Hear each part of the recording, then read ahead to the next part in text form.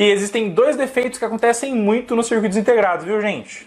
É ele estar em fuga ou estar em curto-circuito.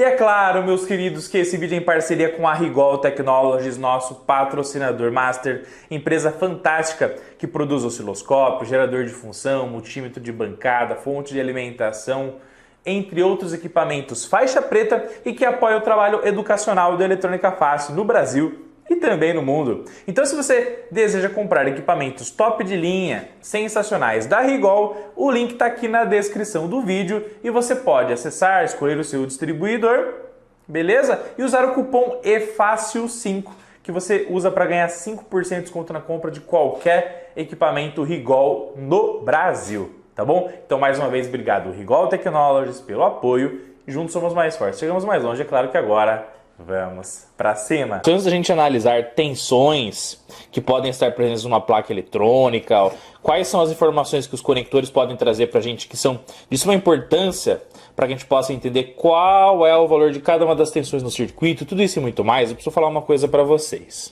tá?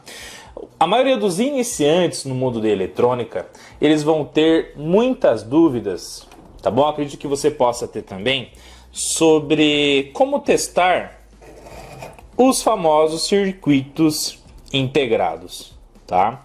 E os circuitos integrados, pessoal, que são basicamente os famosos CIs, que dentro dele você tem um circuito eletrônico gigantesco, sintetizado tudo dentro dessa famosa caixinha preta que vocês estão vendo aqui.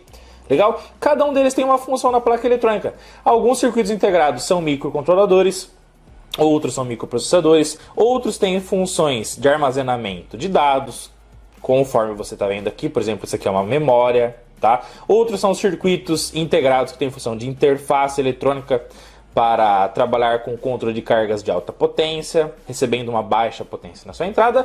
Ou seja, na verdade, gente, se você fizer a seguinte pergunta para mim, professor, quantos tipos de circuito integrado existem no mundo? Sinceramente, gente, talvez milhões, né, que são até bilhões de tipos de circuitos integrados, tá bom? Porque cada código de cada CI vai representar a sua identificação e cada um deles vai ter uma função diferente na placa eletrônica. E aí você tem circuitos que vão trabalhar de forma comum em placas de automação de portão, outros em placas de ar-condicionado, outros em placas de Smart TV, né, na sua placa principal, outros na área de módulos automotivos, tudo isso e muito mais, tá bom? Mas uma coisa que é comum em 95% dos circuitos integrados, tá bom? Porque eu não vou falar 100% porque 100% é muito difícil a gente afirmar, tá, pessoal? Mas 95% sim, legal? É que os circuitos integrados que estão na placa eletrônica, nas placas eletrônicas, eles vão fazer toda a gestão de funcionamento da placa. E, inclusive, também eles vão receber a leitura dos sensores, vão controlar motores, controlar lâmpadas, vão controlar bobinas, eletroválvulas, tudo isso e muito mais. E esses CIs, para eles funcionarem, eles precisam receber alimentação. E geralmente, conforme eu disse para você, 95% dos casos, cada CI vai ter pelo menos 2. Por que pelo menos 2? Porque pode ser que ele tenha mais terminais de alimentação. E quando eu falo terminais de alimentação, são terminais desses circuitos integrados aqui, que exclusivamente vão ter que receber a polaridade negativa, ou seja, 0 volts na maioria das vezes, e o outro terminal vai receber a polaridade positiva da nossa fonte de tensão contínua. E esse CI vai poder trabalhar com 3.3 volts, 5 volts, na maioria das vezes essas duas tensões são as mais usadas, tá? Mas em alguns casos, você tem CIs da família CMOS, onde o que predomina internamente para que o circuito integrado funcione são os famosos MOSFETs, e a família CMOS tem algumas variações de tensão de alimentação também, alguns trabalham com 12 volts, outros 15 volts, tá bom? Para você ter certeza exatamente de até quantos volts cada um deles trabalha, você vai pegar o código, pesquisar na internet o famoso datasheet, que é o manual do componente, tá? Inclusive, através do datasheet você vai saber quais são os pinos de cada um desses circuitos integrados que deverão receber alimentação negativa e alimentação positiva. tá bom? E, como eu sempre digo para vocês, o datasheet é o cara que vai clarear todas as informações sobre o componente que você está usando. Então, não deixe de baixar gratuitamente os datasheets dos componentes que estão na placa que você está analisando, tá bom? Porque isso vai trazer muito conhecimento para você também. E aí, como eu falei para vocês, ele vai ter pelo menos 2 terminais de alimentação, mas alguns vocês podem ter até mais, 4 até 6 terminais que vão receber tensão negativa e tensão positiva, para que toda a arquitetura dele interna de funcionamento possa receber essa energia e então ele possa fazer a sua função na placa eletrônica. Então anota aqui para mim no campo de comentários, tá bom, pessoal? Para eu ver a participação da nossa família Eletrônica Fácil. Todo circuito integrado deverá ter pelo menos 2 terminais para receber alimentação. Perfeito? Uma alimentação negativa e outra alimentação positiva. Legal? E agora que nós já falamos sobre isso e você já viu que os diversos CIs estão nas diversas placas eletrônicas, eu peguei aqui um protoboard, a nossa famosa matriz de contato. Legal? E nós vamos analisar então esse CI aqui. Então vamos para cima. Pessoal, esse circuito integrado que aqui está, que eu coloquei para vocês, é um circuito integrado que é o 4511. Perfeito? O código dele é 4511. Perfeito? E inclusive esse aqui é um circuito integrado PTH. Ou seja, os pinos desse componente, quando você soldar ele na placa, vão atravessar a placa para você soldar eles do outro lado da placa, tá bom? Então, esse cara aqui é um 4511 PTH, tecnologia PTH de fabricação do componente eletrônico, certo? Esse aqui é um 4511 SMD. E o que significa SMD? É um componente que é Surface Mounting Device, ou seja, ele é soldado na superfície da placa eletrônica. Todos os SMDs, ou também chamados de SMT, tá bom? Professor, qual é a diferença de SMD para SMT? Tá bom? Que SMD significa Surface Mounting Device, ou seja, dispositivo que é soldado na superfície da placa, tá? SMT significa Surface Mounting Technology, ou seja, tecnologia de soldagem na superfície. Basicamente significa a mesma coisa quando a gente analisa a forma que o componente está soldado na placa eletrônica. Tá bom? E aí, olha só que interessante, tá? Aqui a gente tem então 4511 SMD e aqui um 4511 PTH. Inclusive, você já tem que entender que ele está na placa do cliente que nós vamos ter que fazer a manutenção. Perfeito? Isso é muito importante, então vale muito a pena estudar esse cara, certo? E aí os PTHs, você tem a característica que os pinos atravessam a placa e são soldados tipicamente do outro lado da placa eletrônica, onde aqui a gente tem a face de cima, o top layer, e aqui o bottom layer. Legal? E aí, gente, olha só que legal. Se você baixar o datasheet do circuito integrado, que é esse aqui, o 4511, você vai ver que lá dentro dele, no bloco dele de funcionamento, vão ter muitas portas lógicas, vão ter flip-flops, vão ter inúmeros componentes eletrônicos. Tá bom? Tudo interligado dentro desse aí aqui, para que ele possa fazer o seu trabalho. Legal? E é claro que para esse bloco funcionar, ele precisa de alimentação. Então, olha só, quais são os pinos de alimentação do 4511? Perfeito? Conforme você está vendo aí no datasheet, legal? Esse cara aqui tem quantos terminais? Ó, vamos lá. 1, 2, 3, 4, 5, 6, 7, 8... 9, 10, 11, 12, 13, 14, 15, 16, ele tem 16 terminais, certo? Tendo 16 terminais, pessoal, um padrão que a maioria dos circuitos integrados acabam usando, tá? Não vale para 100%, mas a maioria deles usa esse padrão, certo? É o seguinte, que o pino da parte de baixo e da esquerda é alimentação negativa, e o pino da direita, lá em cima, é alimentação positiva. Então, nesse caso, o pino 1, 2, 3, 4, 5, 6, 7, 8 seria o GND, alimentação negativa, e o 16 lá em cima seria o VCC. O chanfrinho que aqui está, ou a bolinha, tá bom? Indicam a parte de cima do CI. E aí, chanfrinho, bolinha aqui, o pino que está à esquerda da bolinha ou do chanfrinho é o pino número 1. Então, do 1 ao 8, virou aqui 9 ao 16. Então, todo mundo que vai precisar receber alimentação negativa internamente lá no CI vai ter que estar conectado ao pino 8. E todo mundo que tem que receber positivo do CI vai ter que estar conectado internamente ao pino 16, na sua estrutura semicondutora interna. Legal? E é claro que quando a gente avalia as portas lógicas e tudo aquilo que está dentro dele, tudo isso acaba sendo convertido em quê?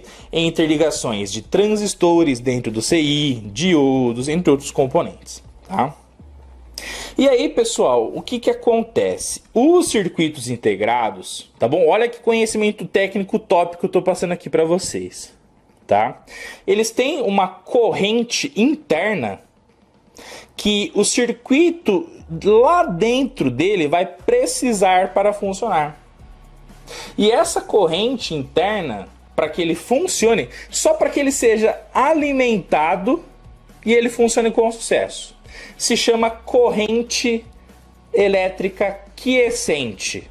Tá bom? Anota aqui para mim no campo de comentários que a corrente elétrica que o circuito integrado precisa para que ele funcione, para que ele seja energizado, tá bom? Para que ele possa ter a sua função acontecendo com sucesso, é a famosa corrente quiescente do circuito integrado, tá bom? E eu estou mostrando essa corrente aqui no datasheet aqui para vocês, nessa imagem estou mostrando aqui, tá? E aí, nessa corrente quiescente, você vai ter uma noção de qual é o consumo interno de corrente do CI para que ele possa ter a sua operação acontecendo com sucesso. E essa corrente quiescente vale para todos os componentes, tá? Vale para porta lógica, vale para circuitos decodificadores, para microcontroladores, microprocessadores e todo e qualquer circuito integrado vai ter uma corrente quiescente. Certo? Tá, professor, mas por que você está falando isso? Gente, eu estou falando isso porque a lei de Ohm, que sem dúvida tá entre as leis mais importantes da eletroeletrônica, eletricidade e muito mais, tá? Ela fala o seguinte, né, que V é igual a R vezes I. Quem vê, ri. Não é mesmo? Então, se você sabe que quem vê, ri, V é igual a R vezes I, se você sabe o I, que é a corrente que vai circular do positivo para o negativo aqui internamente do circuito integrado, e você sabe a tensão de alimentação dele, se você sabe o V e sabe o I, você sabe mais ou menos interpretar qual é a resistência, o R, a resistência elétrica interna desse CI, equivalente a toda a interligação dos componentes que estão dentro dele. Então, por exemplo, tá? A gente vai fazer um cálculo bem simples para vocês, tá? Vamos supor que você tem uma corrente quiescente, tá bom? Desse CI 4511 de 5 microampere. Ou seja, muito pouquinho, né? Tá bom? E geralmente é isso mesmo, uma corrente muito baixa, tá? E você está alimentando entre o pino 16 e o 8, que são os terminais de alimentação, com 5 volts. Qual seria a resistência interna equivalente do pino 16 para o pino 8? Se você pegar os 5 volts, dividir por 5 microampere, você tem 5 dividido por 0,000005. Automaticamente, isso aí vai dar um valor de 1 mega ohm. Vai dar uma resistência de milhões de ohms. Ou seja, uma resistência ultra mega alta. E essa resistência ultra mega alta é a resistência equivalente de tudo aquilo que está interligado lá dentro do CI. E essa resistência, então, poderá ser apresentada, essa resistência alta, poderá ser apresentada entre o pino 16 e o pino 8, se você medir com o seu multímetro, tá? Só que às vezes a resistência é tão alta, mas tão alta, mas tão alta, que os nossos multímetros podem ter inclusive dificuldade de fazer essa medição. Então muitas das vezes você vai pegar um multímetro, vai medir a resistência entre o pino 16 e 8 e vai marcar lá OL. Ou seja, ele entende como se fosse um estouro de escala, ou seja, uma resistência que está maior do que a maior resistência que ele próprio consegue medir. Tá bom? Isso acontece muitas das vezes, tá? Mas o nosso multímetro de bancada da Rigol, ele consegue apresentar pra gente uma resistência entre o pino 16 e 8. Show de bola, vou medir agora para vocês. Então vamos que vamos, vamos para cima. Muito bem, gente. Estou aqui com o meu multímetro de bancada da Rigol Technologies DM358E, certo? Apertei aqui, ó, ele tem várias escalas de medição, tensão, corrente, capacitância, diodo, continuidade, entre outras. E eu vou ativar aqui a medição de resistência elétrica, tá? Ponta preta aqui no comum, ponta vermelha para medição de resistência elétrica. Perfeito? Agora que você já viu então a seleção da escala de medição do multímetro de bancada da Rigol, o que nós vamos fazer, pessoal? Vou pegar aqui as pontas de prova, legal?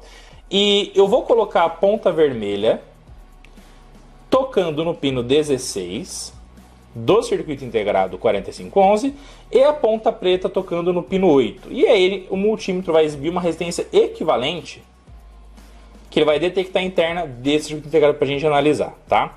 Inclusive, como eu estou usando essa ponta de prova, que ela tem a ponta bem fininha, você consegue fazer isso aqui, ó. Ó, você consegue colocar no protoboard, ó. Tá vendo, gente? Ó. Então, gente, vou tocar as pontas de prova aqui. Ponta vermelha no pino 16, ponta preta no pino 8, para ver se o nosso multímetro consegue exibir uma resistência interna equivalente desse cara lá no seu display, tá bom? Então eu vou colocar aqui para vocês verem no nosso multímetro de bancada o valor, tá bom? Eu vou posicionar as pontas de prova, tá? Encostando uma ponta na outra, ele tem de marcar uma resistência próxima a 0. Muito bem. Agora eu vou encostar entre o pino 16 e o pino 8, lá do nosso circuito integrado, tá? Olha só, gente, 115 mega ohms, 114 mega ohms. Então, olha que resistência equivalente interna gigante entre o pino de alimentação positiva e o pino de alimentação negativa. Ou seja, lembra que eu tinha feito o cálculo com números redondos aqui para vocês entenderem, tá? Resistência elétrica interna equivalente do nosso CI, que tinha dado lá 1 mega ohm. Então, na prática, a resistência elétrica equivalente de todo o circuito integrado é muito maior do que aquilo que a gente preveu, tá? Então, 116 mega ohms. Anota aqui para mim no campo de comentários, tá bom, pessoal? Resistência altíssima. Inclusive, a gente pode considerar como se fosse uma resistência infinita, tá bom? Se você pegar 5 volts e dividir por isso aqui, 100 mega ohm, vai dar um valor gigantescamente baixo de corrente elétrica, tá bom? Ou seja, a corrente que ele precisa para funcionar é ultra mega baixinha, tá bom? Então, uma outra coisa que eu quero que vocês anotem para mim aqui no campo de comentários, para mostrar que você está comprometido com o teu aprendizado, tá bom? É o seguinte, que a resistência elétrica entre os pinos de alimentação de determinado circuito integrado tende a ser de mega ohms. Tá bom? A resistência interna entre os pinos de alimentação positiva e negativa de um circuito integrado tende a ser de mega ohms, milhões de ohms. Ou seja, essa é a resistência comum que a gente pode encontrar. Tá bom? O que não é correto encontrar na prática, tá bom? É a resistência entre o pino de alimentação positiva do circuito integrado, entre o pino positivo e negativo, pouquíssimos ohms. Tá? Então, anota aqui para mim no campo de comentários. Não é comum a resistência entre o pino de alimentação positiva e negativa do CI ser de dezenas até centenas de ohms. Isso não é comum, tá bom? Então, se você medir a resistência entre o pino 16 e o 8, que é o pino de alimentação positiva e negativa, e marcar, por exemplo, 100 ohms, marcar 70 ohms, automaticamente já pode representar que existe o quê? Uma fragilidade interna do nosso circuito integrado. Alguma coisa fez ele se sobrecarregar, sobreaquecer, fez com que ele entrasse em defeito, automaticamente representou essa baixa resistência. Tá bom? Então, se você medir a resistência entre o pino de alimentação positiva e negativa e der, por exemplo, abaixo de 100 ohms, automaticamente a gente já pode falar que ele está em fuga. A alimentação está em fuga, tá bom? E existem dois defeitos que acontecem muito nos circuitos integrados, viu, gente? É ele estar em fuga ou estar em curto-circuito. É a alimentação dele estar com fuga de corrente ou em curto-circuito. Qual é a diferença das duas? Tá? Se você medir entre o pino 16 e o 8, ou seja, entre os pinos de alimentação positiva e negativa, e der abaixo de 100 ohms, então, por exemplo, deu 80, 70 ohms, tá bom? 30 ohms, até 10 ohms, tá? Por exemplo, tá? Você tem uma fuga de corrente, ou seja, ao invés de passar uma corrente baixinha, que é a corrente natural dele de funcionamento, vai passar uma corrente gigante por dentro dele, o que tipicamente pode fazer ele sobreaquecer, e isso só está mostrando que ele está queimado, que ele está com mau funcionamento, tá? Um curto-circuito é uma resistência próxima a 0 ohms. Então, se você medir entre o pino de alimentação positiva e negativa e dá próximo a 0, então 0, 1, 2, até 10 ohms tipicamente, tá? Se você tiver uma resistência até 10 ohms, você vai ter uma resistência de curto-circuito. E qual que é a diferença da fuga para o curto, tá, gente? Você acabou de ver aqui no multinho de bancada da Rigol que a resistência natural do CI é de milhões de ohms. A gente pode considerar uma resistência infinita, porque a corrente dele de funcionamento interno é baixa, certo? Então, se você tem um defeito apresentado no CI, esse defeito, o início dele é representado pela fuga. Então a resistência dele vai diminuindo gradativamente. Então, a partir do momento que o sistema interno dele vai gerando defeito, vai gerando uma queima-bola de neve da sua arquitetura interna. Ou seja, essa resistência que é de mega ohms vai diminuindo para quilo-ohms, depois diminuindo para alguns ohms até zerar. Então, quanto maior é o nível do defeito que ele está apresentando, maior a queima que está sendo apresentada, mais a resistência dele tende a ser baixa. Então, quais são o passo a passo dos defeitos que acontecem nos circuitos integrados geralmente? É assim, ó, mega ohm normal. Se você tiver de quilo para centenas de ohms, automaticamente já apresentou falha, a alimentação dele está em fuga. E de centenas para no máximo 0 ohm, né, que basicamente é a resistência mínima que pode apresentar, tá bom? Você tem a característica de curto-circuito. Então, anota aqui para mim no campo de comentários, quanto mais baixa a resistência do CI entre os pinos de alimentação e tender a 0, maior o nível do defeito que está acontecendo dentro dele. Olha só que top de linha incrível esse som. Você sabia dessa informação? Se você já sabia, deixa a hashtag já sabia. Se não, mais uma que você aprendeu, escreve a hashtag dica top do professor Rodolfo. Curtiram essa aula sensacional em parceria com a Rigol Technologies? Galera, já crava o dedo no like, se inscreve no canal, deixa a hashtag aula top aqui no campo de comentários. E é claro que se você precisa turbinar sua bancada de eletrônica com os equipamentos da Rigol e quer ganhar um descontão, usa o cupom EFÁCIL5. Clicando no link aqui da descrição do vídeo, você vai encontrar os distribuidores Rigol no Brasil. Escolhe o seu equipamento, osciloscópio, gerador de função, multímetro de bancada, fonte de alimentação, carga eletrônica, analisador de espectro, tudo isso e muito mais com descontão, cupom EFÁCIL5, o link está aqui na descrição do vídeo. Tem outros links sensacionais aí para vocês também. Combinado? Um abraço, tamo junto, fiquem com Deus e é claro, vamos pra cima.